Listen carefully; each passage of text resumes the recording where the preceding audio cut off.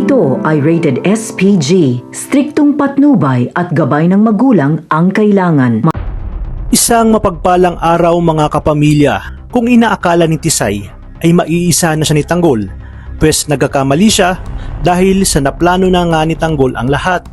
Sa muli nilang pagkikita at pag-uusap ay nagpanggap nga si Tanggol na walang alam patungkol sa mga nangyaring nakawan. Dito siningil ni Tanggol si Tisay at tinanong kung paano nito mababayaran ang utang. Sumagot si Tisay na kung pwede daw bang pag-ipunan niya. Ngunit sinabi ni Tanggol na kung gusto nitong mabayaran siya ay makipag-date ito sa kanya at sumama nang makilala ni Tisay kung sino talaga siya. Dito ipinakita ni Tanggol ang ilan sa mga mamahaling sasakyan, kaya naman mas lalong naengganyo si Tisay na sumama, lalo na nang makita niya na napakarami palang mamahaling sasakyan si Tanggol. Dito dinala ni Tanggol si Tisay sa isang lugar kung saan nakaabang at nagtatago ang kanyang mga kaibigan. Sinabi ni Tanggol na mag-isa lang siya doon at ipinakita niya na interesado siya kay Tisay.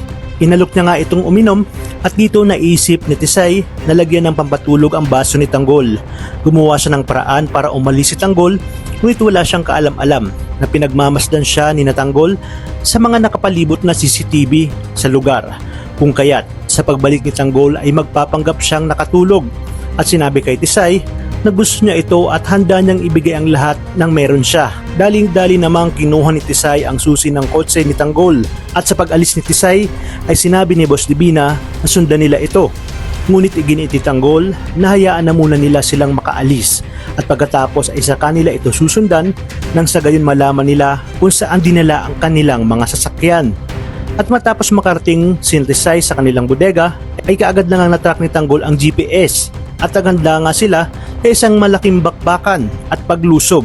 Sa kabilang banda, matapos ang sagupaan ng mga Red Phoenix at ng mga Montenegro sa pangunguna ni David, ay muling nabigo itong si David sa misyong ibinigay sa kanya ni Ramon.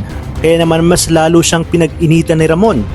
Dito, gagawin niya na ang iminungkahi ng kanyang papang si Don Julio na pagharapin na sina Marites at David kasama siya. Sa pagkakataong ito, ay napakahalaga ng kanilang pagkikita dahil may mga nais ring linawin si Marites patungkol sa mga nakita ni Santino tungkol kay David na kasama umano ng mga Montenegro.